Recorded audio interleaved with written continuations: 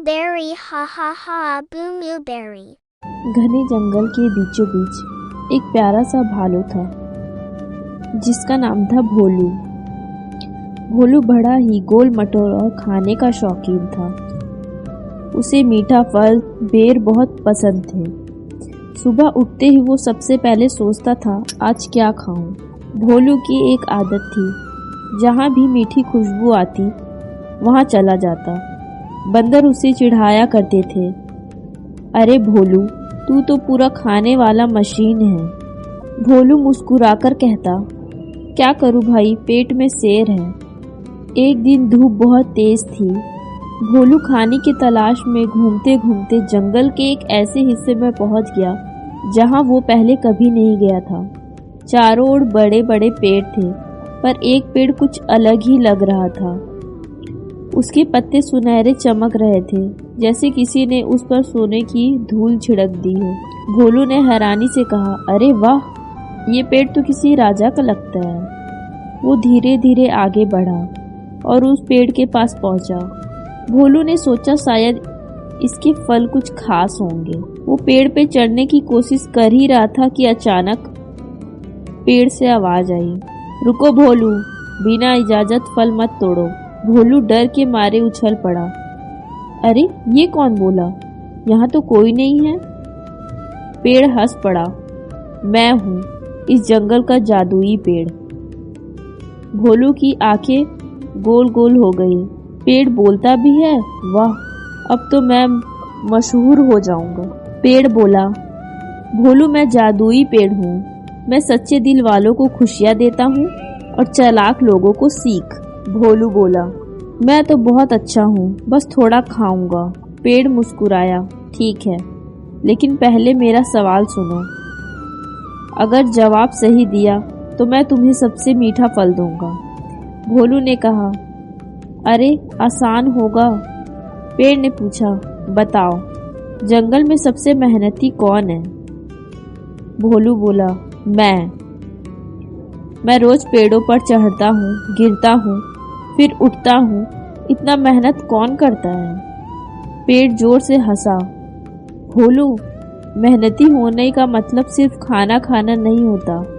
मेहनती वो होता है जो सबके लिए काम करे, सिर्फ अपने लिए नहीं। भोलू ने सिर झुका लिया।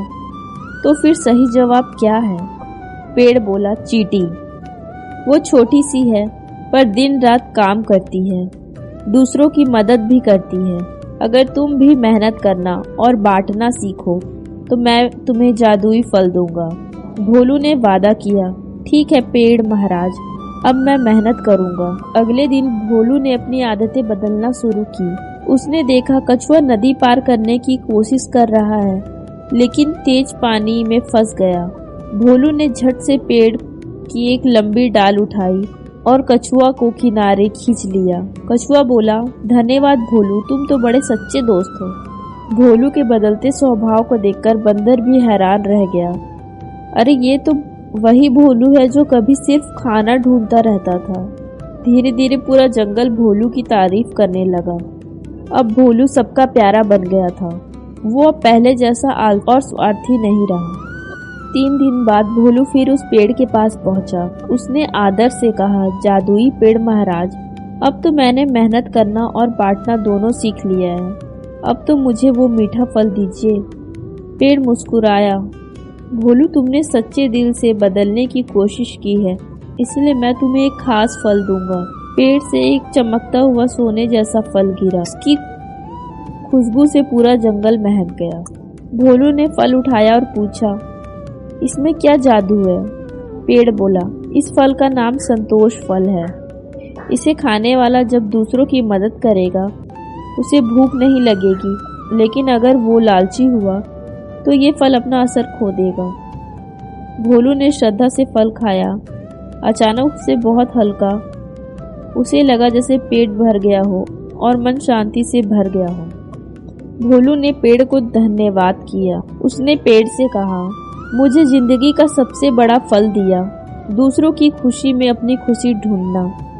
पेड़ के पत्ते चमकने लगे और पूरा जंगल सोने की रोशनी से भर गया। सब जानवर नाचने लगे। कछुआ, बंदर, खरगोश, तोता। भोलू ने मुस्कुराते हुए कहा, अब जंगल में हर दिन खुशी का त्योहार होगा। सच्चा जादू किसी पेड़ से नहीं बल्कि हमारे दिल के अच्छेपन से होता है। अगर हम मेहनत करें, दूसरों की मदद करें और बांटना सीखें तो हमारी जिंदगी खुद ही एक जादुई जंगल बन जाती है।